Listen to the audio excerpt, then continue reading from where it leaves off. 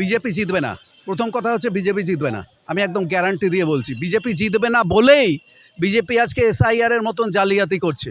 BJP যদি sure থাকতো যে তারা জিতবে, তাহলে তারা এসআইআরের মতো জালিয়াতি করতো না, তাহলে তারা ভোটার লিস্ট থেকে 1.5 কোটি মানুষের নাম বাদ দিয়ে দিত না। জিতবে না বলেই তারা এই জালিয়াতিগুলো করছে এবং জালি ভোটার ঢোকাচ্ছে। একদিকে বাদ দিয়ে দিচ্ছে, আরেকদিকে বিহার, ঝাড়খণ্ড থেকে, ইউপি থেকে জালি ভোটার ঢোকাচ্ছে। এই হচ্ছে ওদের খেলা, ওরা জিতবে না। কিন্তু আমি তর্কের খাতিরে তোমার প্রশ্নের উত্তর দেওয়ার জন্য যদি বলি যে বিজেপি যদি কখনো পশ্চিমবঙ্গে ক্ষমতায় আসে, বাঙালিদেরকে ওরা একেবারে শেষ করে দেবে, মুসলিমদেরকে ওরা একেবারে শেষ করে দেবে।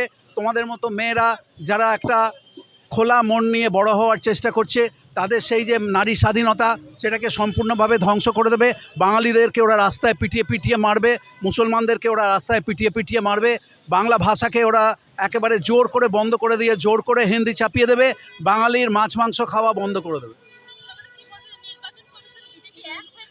একসঙ্গেই নির্বাচন কমিশন হচ্ছে বিজেপির বি টিম।